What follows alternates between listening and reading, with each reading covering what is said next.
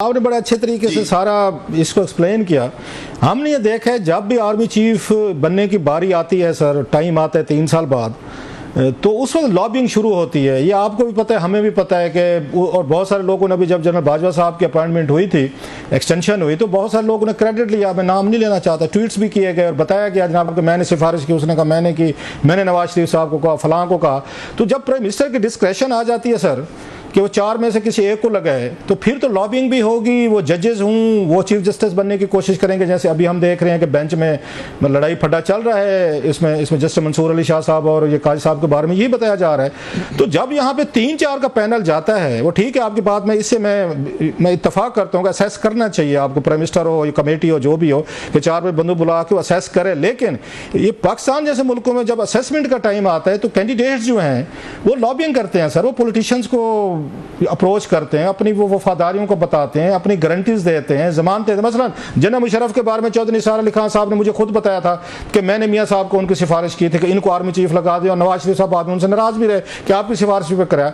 तो ये नहीं समझते कि इस तरह की जब आपको सवाबदीदी पावर्स होती हैं, वो चाहे आर्मी चीफ बनाते वक्त तो आपको मिल जाएं, चाहे आपको यहाँ पे चीफ जस्टिस लगाते वक्त मिल जाएं, तो लॉबिंग तो होगी। फिर तो मेरा बंदा, मेरा वाला ये असूल जो है, लॉयल्टी विल बी प्रेफरेबल। जो बात मेरिट की आप बात कर रहे हैं, वो प्राइम मिनिस्टर पॉलिटिकल लोग तो नहीं देखते मेरिट वगैरह। वो तो वहां पे ट्रंप ने भी कहा था, जेम्स कॉमी को कह दिया था, एफबीआई के डायरेक्टर को, तुम मेरे लॉयल रहोगे और जैसे मैं कहता हूँ वैसे करोगे। उसने कहा नो सर, मैं अपनी इसको यूएसए को या अपने कॉन्शियस को मैं उसको लॉयल रहूंगा, अनलिस्टी करूंगा। तो उसको हटा दिया था, फायर कर दिया था ट्रंप ने।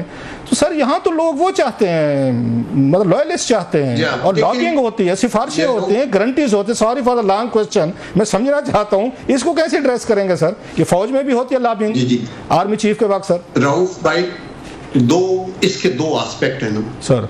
एक तो हम कहते हैं लॉबिंग की गई, which is the negative sense में बात होती है कि लॉबी करके किसी को आगे लेके आ जाए। एक होता है कंसल्टेशन, कि कई दफा जब इन ओहदों के ऊपर, बड़े ओहदों पे चीफ एग्जीक्यूटिव है जिसने फैसला करना है, तो वो कंसल्ट उसको करना भी चाहिए अपने तौर के ऊपर, और फैसला उसको अपनी बसीरत के मुताबिक करना चाहिए।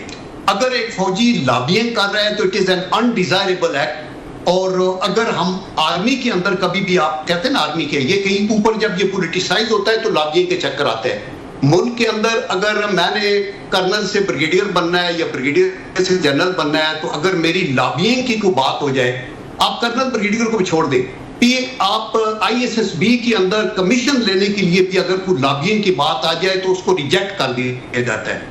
अगर आप लेफ्टिनेंट कर्नल या ब्रिगेडियर से ऊपर जाने के लिए लॉबिंग की बात कहीं आ जाए तो वो नेगेटिव पॉइंट के तौर पे आता है।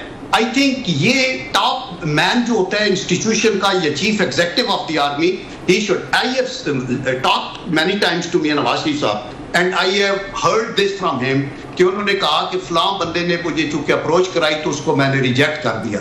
तो मकसद, लेकिन आफ्टर हैविंग सेड दैट, मैं कभी आपकी बात को निगेट नहीं करूंगा। ये हमारे मुआशरे में है कि हम चीफ जस्टिस बनाना है तो लॉबिंग, वो उसका फायदा क्या होगा, उसका फायदा